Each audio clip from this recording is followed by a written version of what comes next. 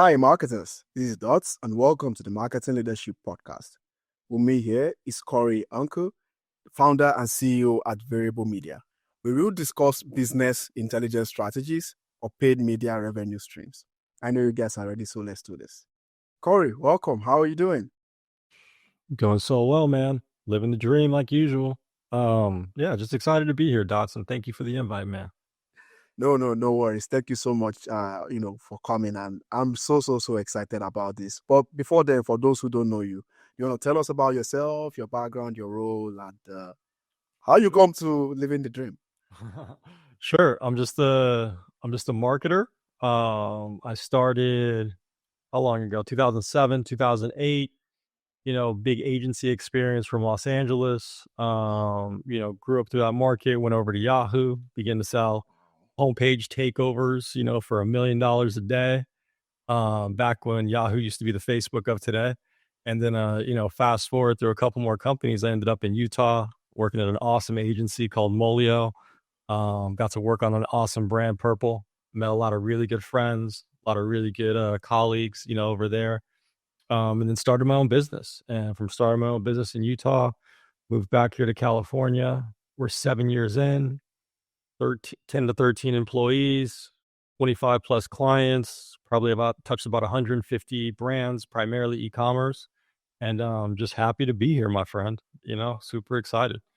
That's great. That's a very amazing employee to customer rate as well. So very efficient, very effective. So that's good. Of course, from just knowing you in the short amount of time, there's a lot I admire about you, especially with the similarities, and the fact that you also like BI. And something else, which we'll mention later in the episode, is awesome. So now when it comes to the BI bit, again, BI, if you're listening, is business intelligence. I sometimes like to call it marketing intelligence because I have a lot of BA Nigerian friends, and I'm like, guys, it's not marketing. So you guys do what you do, I do what I do. So now when you know a lot about BI, you tend to test the waters and you want to see how deep you can go without an oxygen mask. And what does that mean? People today measure marketing, especially PPC, from a top level perspective, clicks, maybe conversions at best. But people like you have top funnel, you have bottom funnel, you have revenue expansion. You're going very deep. You're putting yourself in the spot. You are giving ideas where if they fail, you might risk getting fired as an agency or as a consultant. Now, I think that's where people should be. I think that's where BI marketers should be, to be able to look at everything, including the bottom funnel. But when it comes to BI, here is where I think people they're sort of escaping that. Let me put it that way. What do I mean by that? When it comes to measuring top to bottom funnel, there are so many data sources involved, CRMs, things like that. People don't want to go through that trouble. Of course, we have a couple of data attribution platforms coming up these days, on both sides. On the e-commerce side, I hope it's still active, but there was a time in my career I worked with Order Metrics for a while. Very powerful application. So my question is this.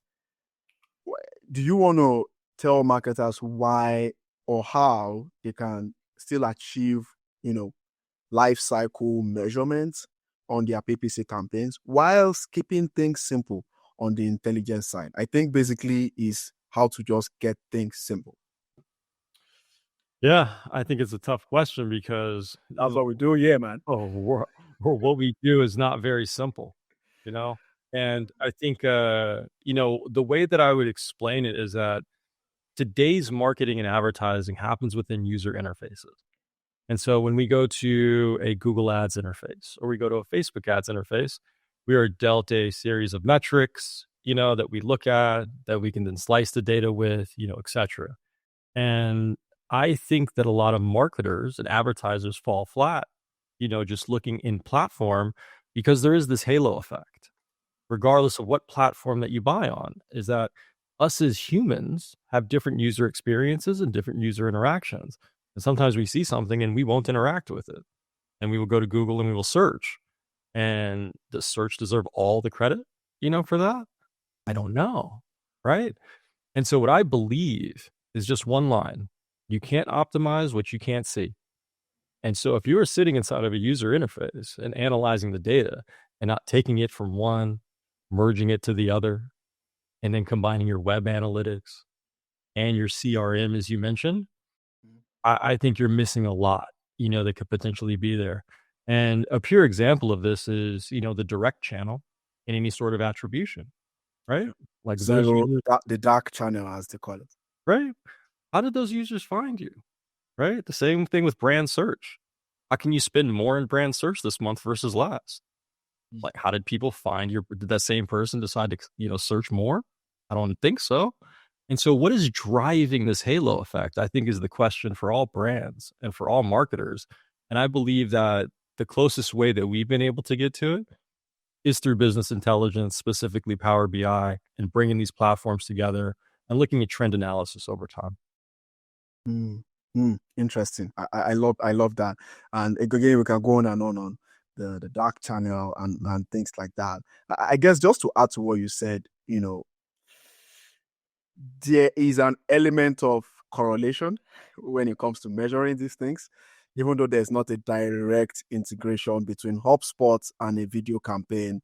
There might be some correlation to say, I ran this purple egg test campaign for 6 weeks between these dates and these dates.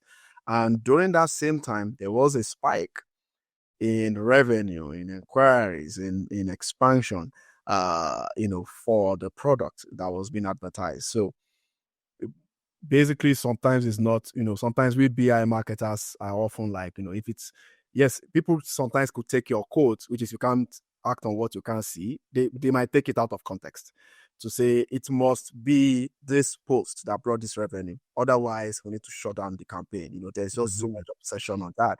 But, and then people would tell me that, yes, in BI, correlation doesn't mean causality, or correlation doesn't mean implication. But sometimes it does happen. You just have to take a step back, look at the strategic journey, and see what might be, and then see that is a way, to help your attribution. Because I don't know, Cory, we ever have a world where attribution is like 100% perfect? You hit on the word attribution, right? Such a beautiful word. And here's the way that I think about attribution. It's unsolvable. And the reason why is because anything That's a big claim, Cory. anything great that happens, Dots, think about it, right? Anything great that happens, like a purchase, of a product, right? Or, you making it from Nigeria to Canada, right? What do you attribute to that? Ooh, there's a lot there. There's a lot there, right? And so here's the way that I look at attribution. If we take a basketball example and look at LeBron James, Kobe Bryant, Michael Jordan, right? And we think about, what do you attribute to their success? It's all going to be different. But if you look at the similarities between these three people, what do you find? Hyper competitive. The willingness not to lose to anyone else, for a position on the court. And so what we try to do is we try to take these attributes across platforms and say, what is similar? Like, what is really driving the intent at the top funnel? What is really driving the purchase at the bottom funnel? And what I believe is that every brand is different, even in the same category. And so you must find the secret. And I believe the fastest way to the secret is through, data analysis. Interesting. Now, something related to that is, of course, before you start any campaign, you need to have some sort of a measurement plan that helps to not just map out the roadmap, but it helps to set expectation. This campaign is for awareness. This campaign is to influence certain things you would not see direct, like click attribution, whatever, all that is in the plan. So with what you do in the e-commerce space and with interactive media types like video, how does that work? How does that process work on a high level on your own side? I think everything is very dynamic. when we sit in a world where everything changes, where we only had cost per view on YouTube, and now we have all these different conversion campaigns, and we used to just have skippable, but now we have bumpers and in feed and 15 seconds and the ability to run on TV on scale with Google TV. Mm, It's hard to apply, this sort of projection in a very dynamic environment. And then when you throw COVID into the thing, it's kind of just like, how do I build projections after a COVID year? And so I believe if you have a large data set, if you have a couple of years, 3 years, it's being able to mine that and base a, conservative projection on that, and then also have a testing strategy. I think if you're going out there fresh, it's how can I spend the least, focus on organic channels, and if I can prove it organically, then the paid is just fuel to the fire, right? And so I think projections are hard, but I know how important they are. And so I think they're just a guide, but analyzing the data is what I'm always going to go back to, even if we're just spending a couple $100 a month and we're trying to launch a podcast. interesting. So basically, especially for those who are starting afresh, you are looking at, um, proving, having a bunch of hypotheses, however qualitative way that is gathered, and having to test that hypothesis, which is easier said than done, Cory, right? Because if you're starting out, you just want to get revenue quickly. Yeah, I love the brands that just start out. Those are the best, but I would tell any of them, go organic first. Absolutely go organic first and prove that you can gather attention. Create a couple of purchases. I've had too many brands walk into my door thinking that they're just going to start with paid media and everything is going to be great. It's not the case. Like you have to go to SEO. You have to go to organic social. And in my opinion, do the hard work, first before we get into this, scalable journey. Okay. Yeah, I think that makes sense. We are not done talking about attribution, Cory. Again, I probably have an idea of what the answer to this is. But I'd like you to explain it in that perspective, from an e-commerce perspective, or from a D2C perspective, or even B2B. We will put it that way. But basically, even when it comes to results tracking, whereby you are looking at, so let me give you an example of an income for e-commerce, right? Shopify has this dashboard where they say top sales channels, and maybe they give Facebook 10%. But your Google Ads account, you've done everything well, Merchant Center and Co. says it's 5%. And you get that a lot with the different other channels as well, not just paid media. And then you are often like, okay, so what do I tell my clients? Of course, if I report the higher figure, it's going to make me look good. And I've seen that happen.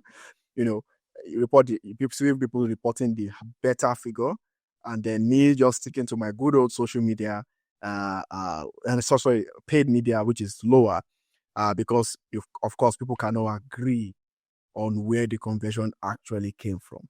How do you resolve those issues when they come?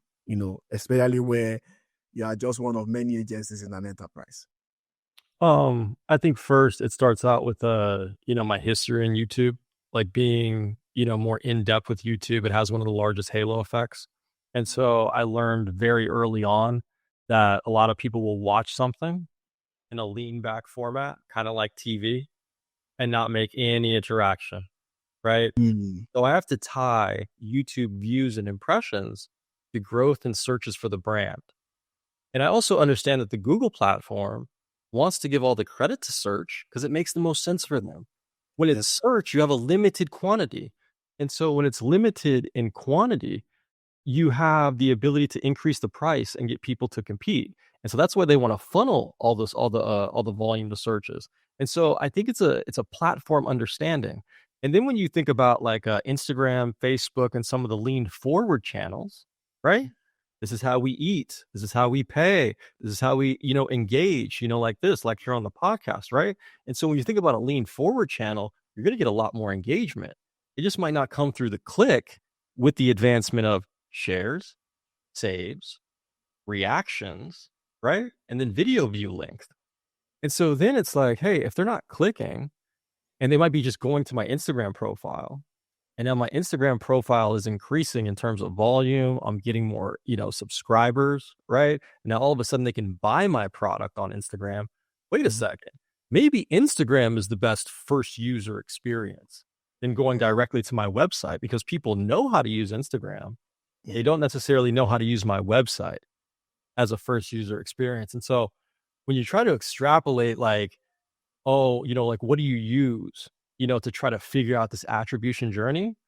It's like, I need a lot more variables to understand. Like, how much competition do we have? Are we in mattresses? Right? Or is this a brand new product with no competition, that we're just trying to like get off? And then, you look to more education. Well, how can I get out the most education to a product that somebody doesn't know about? Well, maybe it's a carousel. Maybe it's a long form video, right? And so it really comes down, to that product, that team. Content market fit. Exactly. To really be able to decide what is the thing that's moving the needle for us. Because for some brands, it's the education. By far, it's like how people are educated about something, and it's certain types of content that get them to start searching. Sometimes we've seen recently the founder video. Why does the founder video not convert like the product demonstration from the UGC person, but that founder video causes the most Google searches, it causes the most shares, and has like the most virality, right? And so I think it's always a mix of content. I think creative would be the most versatile variable you have. You can really do like amazing things with creative, but it's also the most difficult, right? So I fully believe that you do have to do your research. And something that you mentioned, you're like, hey, what if Shopify says this? Google Analytics says this, and then my end platform says that. Mm. I look at all of them, but I also understand, and I also explain to the client that Google Analytics is owned by Google. Shopify is owned by Shopify. So when I look in Shopify, I'm like, oh, all the credit is going to direct. If I go into Google, all the credit is going to search. Yeah. Interesting. But one thing that we have done at our agency, Dots, I think to really, I think, improve attribution was inside of Google Ads, you have the default channel group, you have the source medium, and then you also have the campaign, right? Yep. And when you look at them, sometimes they're off. It's like, why'd you put the Facebook in the PPC? Why'd you put this over here and that? And it just obfuscates everything. So we pull all of that out, concatenate those fields, and then we're able to like really put it in its correct place. And once we do that, and then cross all of that attribution behavior with all the ad spend, because Shopify doesn't have all your ad spend, Google Analytics doesn't have all your ad spend, but Power BI does it. You can bring it all together. And that's where we begin to tell a deeper story with something customized, for the advertiser. Interesting. Would you say Looker Studio is also I guess on the neutral front, is also as great as Power BI? I don't know if they're on the neutral front. Who owns Looker Studio? Yeah, well, who owns Power BI? Microsoft. And now they are getting trickier by the day with ChatGPT and with all the desperate moves out there. I'm just being the devil's advocate. I am a big fan of every single data visualization tool, but I have never seen anything like Power BI, because in my opinion, it's the Photoshop of data. Remember when we opened up Photoshop for the first time, we were like, holy cow, we can create anything, right? Yeah. That's what it's like opening up Power BI with a data analyst, like background. And I haven't found Looker to compete on a visualization level. Like, yeah, I think it might have its hooks into like Google in a different way, and it can provide like a different sort of value. But just like me, like everybody else, I sometimes get siloed in my own thing. I become an expert in one area without doing the massive amount of research in other areas, but I still have found nothing so clean. Yeah. I mean, I use both, but I maybe Power BI 10% versus 90% on. But Power BI was actually the first thing I learned when I was on the client side. And when you work for an organization, it's most enterprises are most likely Microsoft. So we had all those trainings and all that. So that was where my this BI journey started, as it were. So but yeah, it could be any of those things you said. But the most important thing, of course, is not the design and the integration and all the technical stuff, but it's being able to, have a plan that includes the answer to the question I gave you, which is being able to determine the decision-making process of that product, finding the product to market fit or the content to market fit, looking at what this channel is good for, regardless of what the analysis says.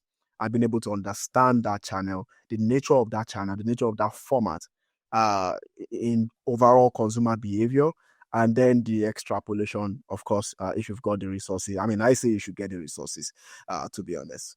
Guys, this is how we do it. Yeah, great perspectives, great back and forth as well. Of course, it's because Cory is my 1 week friend, and hopefully we'll be friends for a long time. Guys, all I'm asking is for you to share this. I before now I used to ask that people like, people subscribe, but I think there is no KPI better in content, especially on the podcast front, than sharing and discuss my podcast in your dinner tables, as it were. The Nigerian guy that talks without stopping. I will not let the guests say what they want to say. So guys, please, it helps us a ton. There are so many marketing podcasts out there. We're just doing our best to provide good value at the same time. So we have a quick word from our sponsor, and when we come back, it's going to be the Dots Rapid Fire. This one, I know Cory is up for the challenge, so let's do it. Stay tuned. We'll be right back.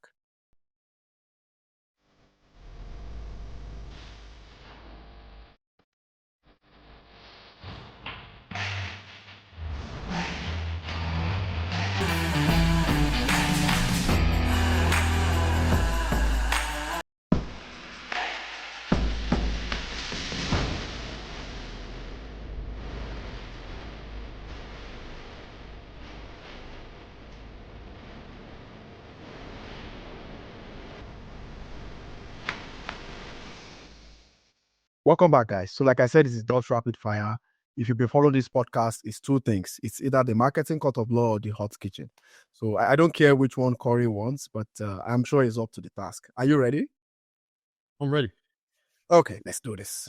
First question, what is your favorite marketing metric? And I don't want to hear sales or revenue. Oh, easy. CPM. Interesting. Yeah. What do you say to the guys that don't like CPM? I mean, I like it a bit now. Now I'm in the podcast ad tech space, but before then, I hate it with passion. I still don't use all aspects of it. I wouldn't call it my favorite KPI, but there was a time I didn't want to hear it. I will give you a jab if you say CPM in front of my face. So tell me, what do you say to those people that don't like CPM? Well, I think every other metric is being able to be manipulated, right?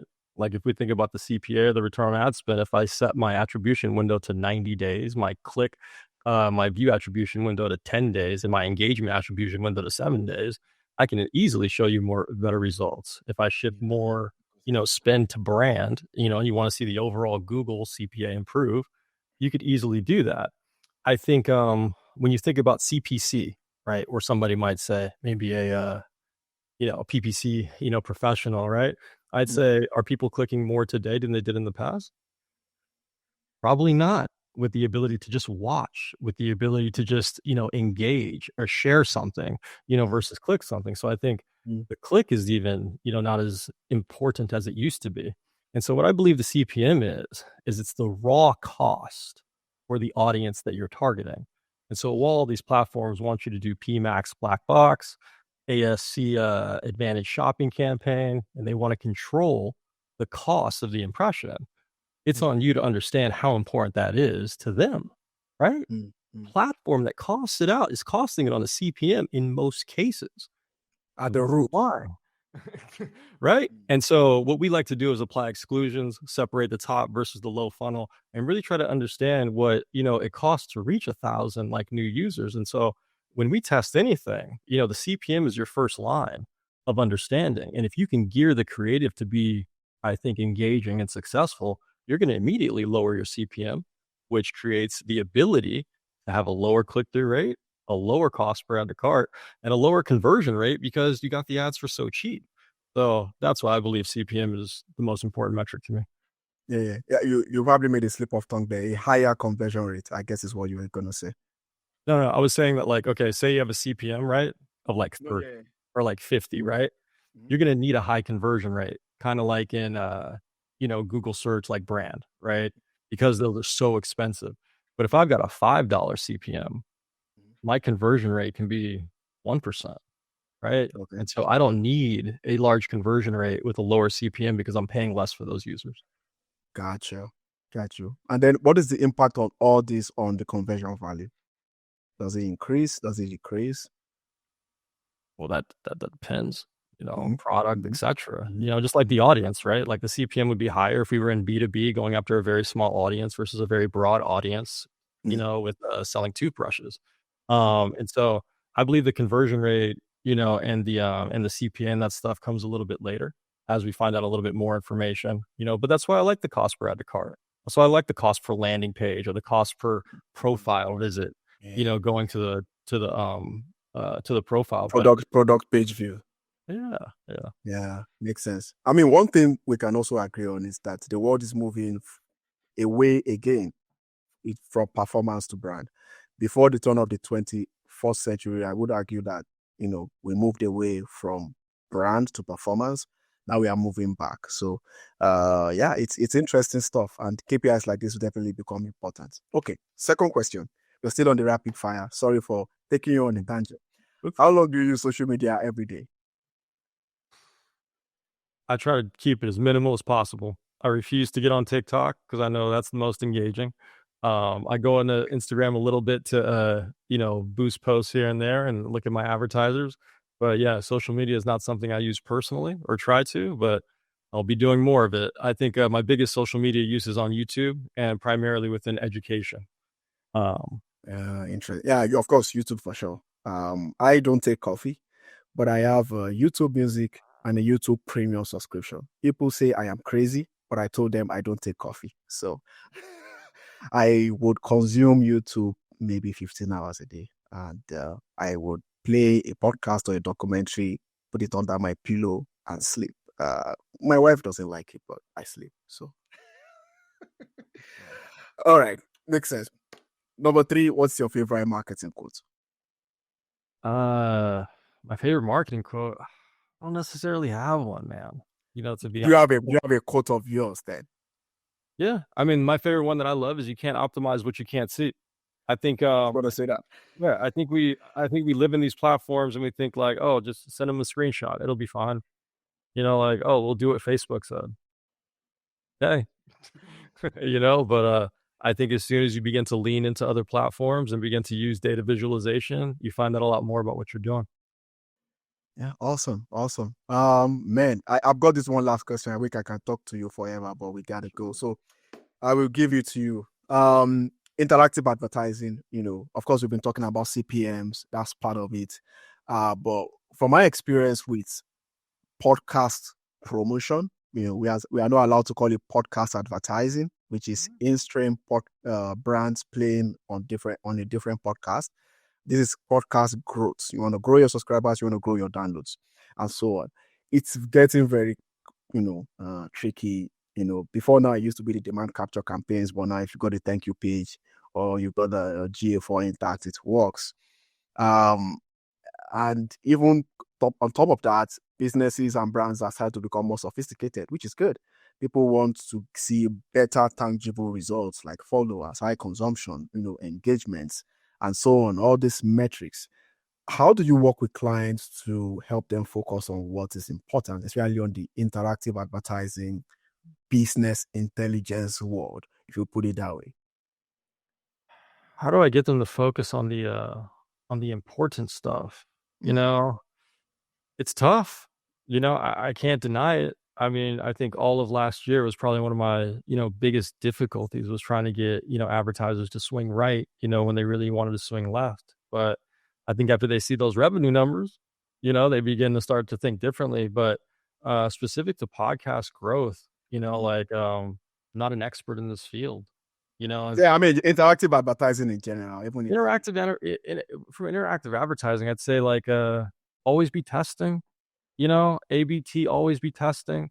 I think, as platforms grow, like the way that TikTok just launched in the shops, very aggressively in Q4, it's Mm, like you gotta be there if it makes sense for your e-commerce brand.